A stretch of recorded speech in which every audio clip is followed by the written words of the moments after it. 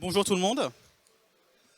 Alors aujourd'hui nous allons vous présenter notre solution qui est de l'intelligence artificielle au service de la production et notamment de l'impression numérique et de la fabrication additive. Notre équipe est composée de 3 développeurs en data et en intelligence artificielle et le but de notre équipe c'est d'optimiser la production. Pour optimiser cette production, du coup, nous avons différents indicateurs. Ces indicateurs sont le rendement. Donc le rendement, c'est j'avais prévu de produire 10 unités, j'en ai produit que 8 pendant ce temps de production où j'avais prévu 10. Pourquoi j'ai produit que 8? Pourquoi je n'ai pas produit mes 10? La disponibilité, c'est que dans ma journée, j'ai 10 heures de production.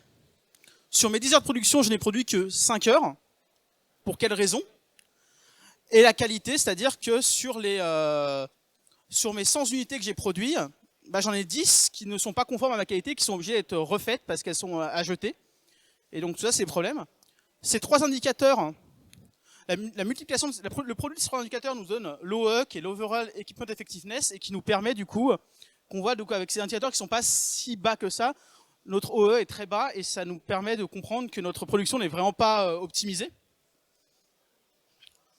Aujourd'hui, ces productions, en fait, toutes ces machines en production fournissent de la donnée qui est aujourd'hui stockée et dans le meilleur des cas, souvent, utilisée dans un tableau de bord pour justement avoir ces indicateurs et pouvoir voir quelle est la vie et la vie de notre production et de vos machines pendant leur durée de production.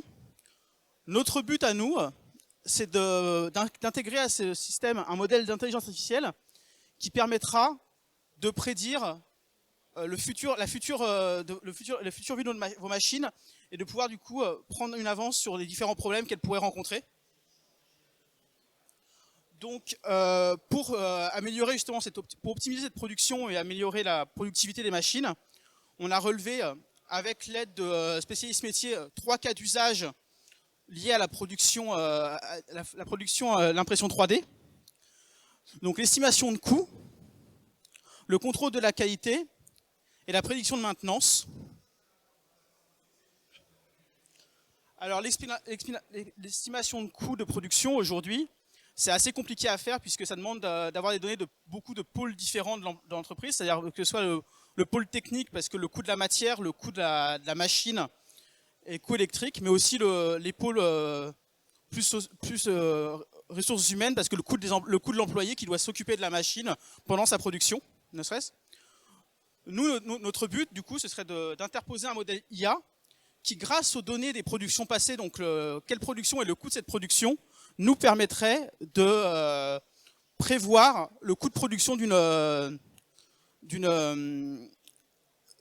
pièce future et d'une production future pour éviter les pauses dans la production à cause du temps à mettre à l'estimation.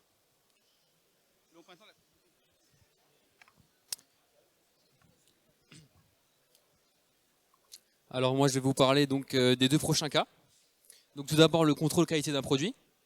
Alors qu'est-ce qu'on fait en ce moment? On peut déjà voir visuellement la qualité d'un produit, mais ça nécessite qu'un opérateur soit constamment derrière la machine à regarder ce qui se passe. Et il existe aussi des premiers systèmes de vision par ordinateur qui permettent de directement voir grâce à une intelligence artificielle s'il y a un défaut lors de la fabrication. Mais même pendant ce processus, la machine peut s'arrêter d'elle-même toute seule pour éviter un gaspillage de résine, mais nécessite quand même derrière l'intervention d'un opérateur. Donc perte de temps, et si ça arrive pendant une période où un opérateur n'est pas disponible, la production reste bloquée. Et nous, ce qu'on imagine, c'est qu'on pourrait encore aller plus loin. C'est que grâce à des données de production passées, on pourrait entraîner un modèle donc, de computer vision, de vision par ordinateur, à ce qu'il détecte lui-même lorsqu'il y a un défaut de qualité et que la machine, grâce à cet algorithme, s'ajuste d'elle-même. Donc ça pourrait se recalibrer toute seule si la pièce a été décalée d'un petit peu ou si elle a mis pas assez de résine à un endroit ou trop, réajuster à la prochaine couche automatiquement. Et enfin, le 3e cas, donc la prédiction de maintenance. Donc tout d'abord, les 2 types de maintenance les plus utilisés aujourd'hui dans l'industrie, c'est donc la maintenance préventive qui réside dans des maintenances qui sont périodiques et répétées dans le temps. soit avec le fournisseur, soit avec des techniciens. Et c'est une maintenance qui, des fois, n'est pas forcément nécessaire. On se cale uniquement sur une estimation du cycle de vie de la machine et ou des pièces. Et ça peut des fois ne pas être nécessaire, donc on perd du temps et de l'argent.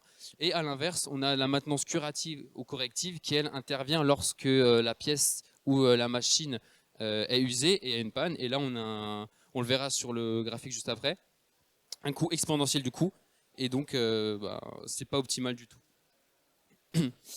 Donc, ici, on a un petit graphique avec donc une maintenance préventive. On voit qu'en termes de coût et de temps, c'est assez linéaire parce que c'est toujours la même chose, c'est prévu dans le temps, c'est constant.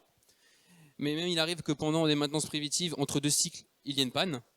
Et là, oups, je suis allé trop vite. Il y a une panne et là, du coup, on a un pic exponentiel au niveau du prix.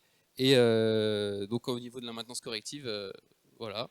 Et nous, notre objectif, c'est d'intégrer donc une maintenance prédictive qui est un algorithme qui sera donner une indication sur le dashboard aux opérateurs qu'il y a un risque élevé grâce aux données passées, qu'il y a un risque élevé d'une panne. Donc on aurait une seule intervention optimale juste avant que la potentielle panne se produise. Et voilà. Donc comment est-ce qu'on ferait ceci? Donc des machines passées, on récupère des données sur des anciennes machines et le modèle lui pourrait détecter et analyser des anomalies et pourrait donc générer des indicateurs à l'opérateur, et c'est l'opérateur qui, lui, selon son expertise, décide oui ou non s'il va arrêter la production ou pas. Et je vous remercie de votre attention. Oui. Alors nous, on a déjà entraîné des modèles dans notre parcours personnel, parce qu'on est actuellement encore en formation, mais on ne l'a pas encore utilisé sur des modèles industriels. Mais je dirais...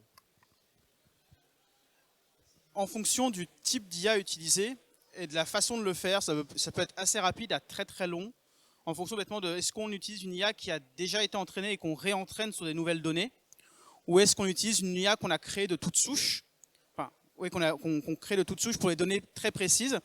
Ça dépend aussi du nombre de données qu'on a et à quelle précision on veut que cette IA fonctionne.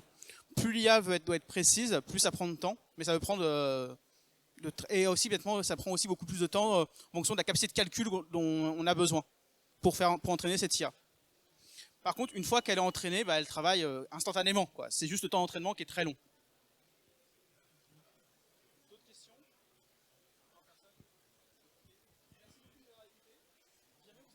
Merci beaucoup de nous avoir écoutés. Si jamais vous avez besoin de venir nous voir, on peut vous parler. Nous sommes au stand juste derrière J20. Et vous pouvez nous retrouver sur LinkedIn ou à l'adresse mail mise là.